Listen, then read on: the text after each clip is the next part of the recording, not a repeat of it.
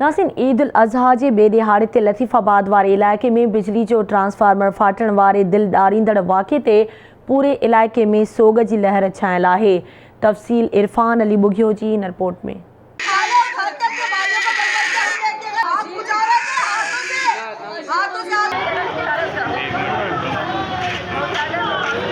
Transformer फाटण सबबि फोत थियल नंढड़े आरफीन जी जनाज़े नमाज़ अकबरी ग्राउंड में अदा कई वई। उन मौक़े ते पूरे इलाइक़े में सोग छाइजी वियो।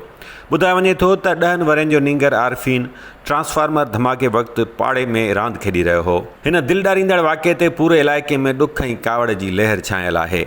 मछरियल शहरिन हेस्को रिज़वी सब डिवीज़न जी ऑफिस खे बाहि ॾेई साड़े छॾियो। ॿिए तरफ़ क़ौमी अवामी तहरीक जो सरबराह अयाज़ लतीफ़ पली जो फोतियुनि जे वारसनि सां उज़र ख़्वाही लाइ लतीफ़ाबाद 8 नंबर पहुतो, जॾहिं त मुख़्तलिफ़ सियासी समाजी तंज़ीमुनि तरफ़ां फोतियुनि जे वारसनि सां ताज़ियतुनि जो सिलसिलो जारी आहे, पर अञा ताईं बिजली जी वज़ारत या हेस्को जो को बि अमलदार वारसनि वटि न पहुतो आहे। पीएमटी जब ये स्टार्ट हुई तो इसमें तो ऑयल गिर रहा था, इलाके वालों ने बोला ऑयल गिर रहा है, फिर भी यहाँ पे किसी ने नहीं सुनी। उन्होंने शट डाउन खोला और खोलने के बाद यहाँ पे आग लगी, ऑयल गिरा। पहले ही सीन नहीं है, रमानी मस्जिद पे भी 1.5 हफ्ते पहले हुआ, कच्ची आबादी में भी ऐसा सीन हुआ।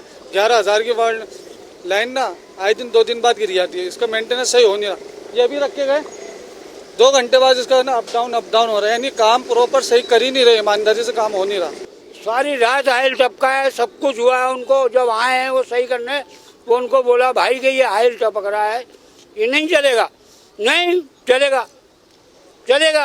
उन्होंने क्या करा, उसी को सही करके और फट चालू करा है। जैसे चालू करा है, यकीन मानो ऐसा बुरा, यानी हजारों आदमी था रोड के ऊपर, ऐसा धमाका हुआ। ज़रियनि वटां मालूम थियो आहे त हेस्को जा कुझु मुलाज़िम ट्रांसफार्मर ख़राब थियण ते 40 खां 50,000 रुपया भत्तो वसूल करे पोइ जुगाड़ी तरीक़े सां ट्रांसफार्मर जी मरम्मत कनि था, जेका रक़म लाॻापियल पाड़े जा माण्हू चंदो गॾु करे अदा कनि था।